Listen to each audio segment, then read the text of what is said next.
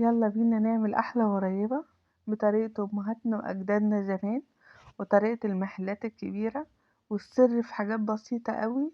لو اتبعناها هتاكلوا أحلى غريبة وأطعم غريبة. زي ما انتوا شايفين لونها الأبيض الجميل، وأنا هنا عملتها بالزبيب. والزبيب زي ما انتوا شايفين لو هتستخدموه جيبوا دايما الزبيب الفاتح بلاش الغامق. هنجيب بولة معانا. البولة هنحتاج فيها بيضاية وبس، هناخد بياض البيض بتاعها بس، هو البياض بتاعها بس. ناس كتير اوي هتقولي ازاي يتحط في الغريبة بياض بيض، انا بقولكوا هيتحط فيها.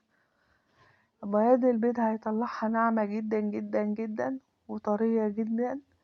مش طرية ان انتي هتاكليها تلاقيها طرية معاكي، لا، هتلاقوا الطعم بتاعها كأنك بتاكلي كده ايه، هي غريبة، حاجة ناعمة كده وسلسة وتحفة وقمر. هنا معايا كوباية المكاييل، هاخد بيها كوباية سمنة. واللي ما عندوش كوباية المكاييل ممكن يعاير بالكوباية عادي. بس اهم حاجة يبقى هو الكوباية هي اللي بتستخدميها للدقيق وللسكر وللسمن طبعا. انا هنا معايا كوباية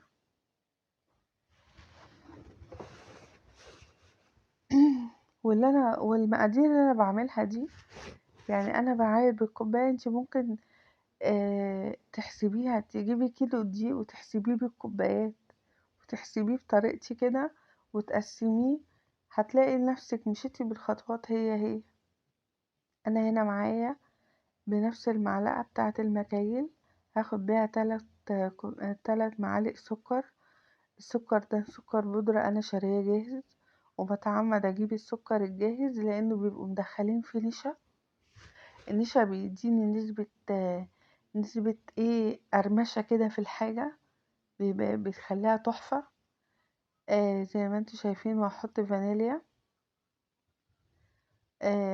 هنيجي هنا لل3 معالق سكر. لو انتي مش ما عندكيش المعلقة بتاعة المكاييل يبقى كوباية الا ربع سكر. هبتدي ان انا اضربهم جامد بالمضرب اليدوي. الغرايبة ما بتحتاجش ضرب كتير، دي بس انا هضربهم زي ما انتوا شايفين لحد ما السمنة تتجانس مع البيضة ومع السكر، ويبقى السمك بتاعها كريمي. وكل ما تضربي في الغريبة المقادير بتاعتها السمنة مع السكر مع بياض البيض هتديكي اللون الابيض. كل ما تضربي كل ما تفتحي معاكي وتديكي اللون الابيض الحلو قوي ده. انا هبتدي ان انا احضر الدقيق بتاعي.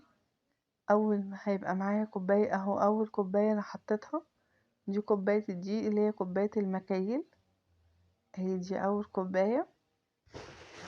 وقريبه سهله جدا جدا، من الحاجات السهله اللي ممكن تعمليها حتى وانتي قاعده في الايام العاديه، مش شرط العيد. دي تاني كوبايه.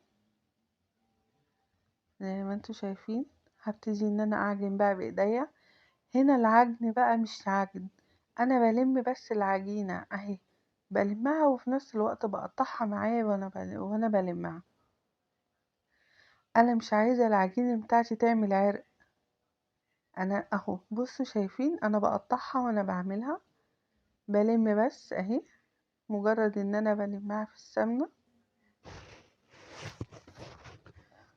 اهي بتتلم معايا. شايفين العجينه بدأت تبقى جميله ازاي؟ شايفين اهو، انا هنا بوريكم العجينه وبوريكم السمك بتاعها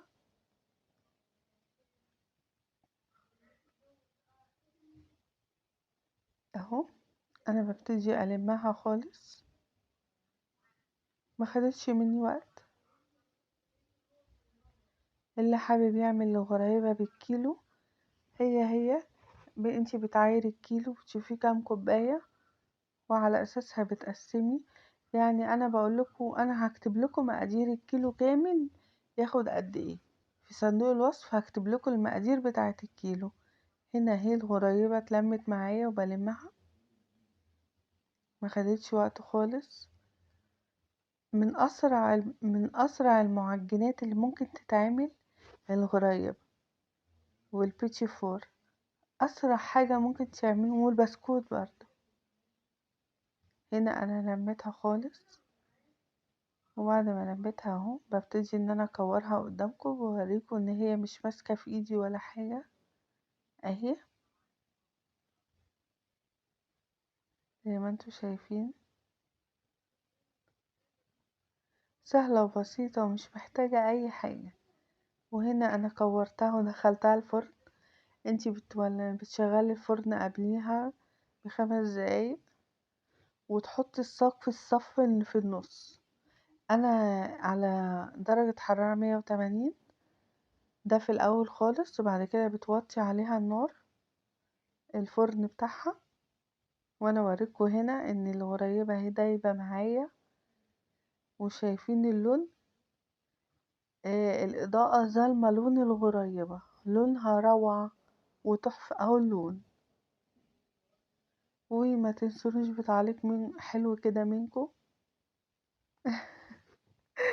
وكل سنة وانتم طيبين. هتاكلوا احلى غريبة واطعم غريبة، جربوا طريقتي مش هتندموا.